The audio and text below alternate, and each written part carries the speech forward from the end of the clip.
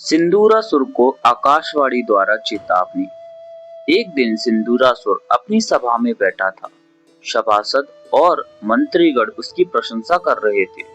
तभी उसने कहा, इंद्र आदि में से किसी भी देवता ने मेरे समक्ष आने का साहस नहीं किया, और ब्रह्मा विष्णु तो सामने रहकर भी प्राणों की भीख मांगने लगे। इधर मृत्युलोक में भी ऐसा कोई वीर नहीं निकला जो मुझसे युद्ध कर सकता हो। इससे मैं यही समझता हूँ कि मेरी अतुलनीय शक्ति और पौरुष व्यर्थ हो रहा है, क्योंकि मेरी युद्ध की अभिलाषा को पूर्ण करने वाला कोई वीर दिखाई ही नहीं देता। तभी सहसा उसने सुना आकाशवाणी थी, अरे मूढ़ राक्षस, तू व्यर्थ ही क्यों प्रलाप करता है? तेरी युद्ध की अभिलाषा को पूर्ण करने वाला वीर शिव शिवा के यहाँ अवतरित हो गया है, और वह शुक्ल पक्ष के चंद्रमा के समान नित्य प्रति बढ़ता जा रहा है। असुर ने आकाशवाणी सुनी तो बड़ा चकित और आशंकित हुआ। भय के कारण उसे मूर्छा तक आ गई।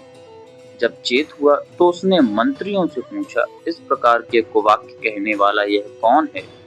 यदि सामने आ जाए तो मैं उसे प्राण विहीन कर डालूं। यह कहकर उसने घोर गर्जना की, और मैं उस शिव के को ही देखता हूँ कहता हुआ तुरंत ही तेज वेग से कैलाश की ओर दौड़ पड़ा।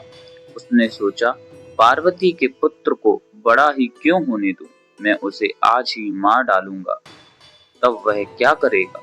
इस प्रकार वनों को नष्ट करता और पर्वतों को चूर करता हुआ सिंदूरासुर शीघ्र ही कैलाश पर जा पहुंचा।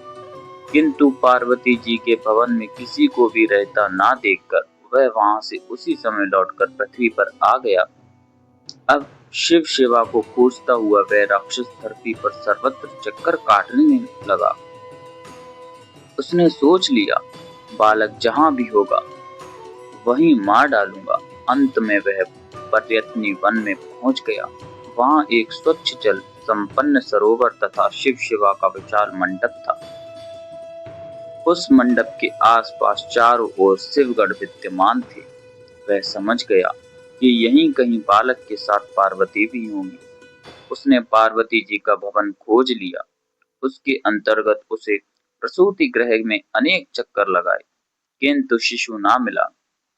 यह देखकर उसे लगा कि अभी शिशु का जन्म नहीं हुआ।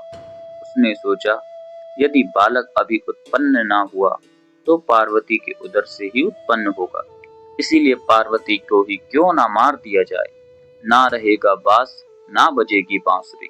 ऐसा निश्चय कर सिंदूर ने पार्वती को मारने के लिए हाथ में शस्त्र संभाला ही था कि उसे अब उनकी गोद में अत्यंत तेजस्वी चतुर्भुज शिशु दिखाई दिया। किंतु उसने शस्त्र तो रख लिया और शिशु का हाथ पकड़ उसे समुद्र में डुबा देने के विचार से उठा ले चला।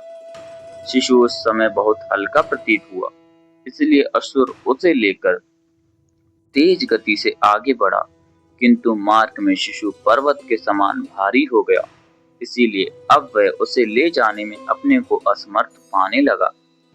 हार के कारण उसने पांव डगमगाए और उसने क्रोधपूर्वक उसे धरती पर वेग से पटक दिया।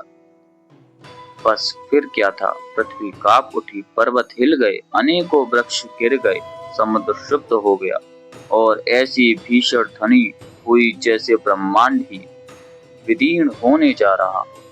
सब ओर प्रकृति में शोभ ही शोभ प्रतीत होता था। वायु की प्रचंडता भी अभूतपूर्व थी। बालक नर्मदा नदी में गिरा था, इसलिए उसका नाम नार्मद गणेश हुआ। जहाँ गिरा वह स्थान गणेश कुंड के नाम से विख्यात हुआ। शिशु के शरीर से रक्त निकला, जिससे वहां के पाषाण भी लाल वर्ण के हो गए थे। सिंदूरासुर ने समझ लिया कि मेरा शत्रु मर गया, इसलिए वह अत्यंत प्रसन्न हुआ और वहां से चलने को हुआ। तभी एक भयंकर ध्वनि उत्पन्न हुई तथा कुंड से एक अत्यंत विकराल और पर्वताकार पुरुष निकला। क्रोध के कारण उसके नेत्र अंगार जैसे चल रहे थे। विशाल जटाएं, भयंकर मुख और दाढ़ दांत, सर्पणी के समान जिह्वा, हाथ पांव अत्यंत लंबे और पुष्ट। सिंदूरासुर उसे देखकर कुछ चकराया, फिर संभल कर आगे बढ़ा। सिंदूरासुर ने गर्जन कर उस पुरुष पर तलवार से प्रहार किया।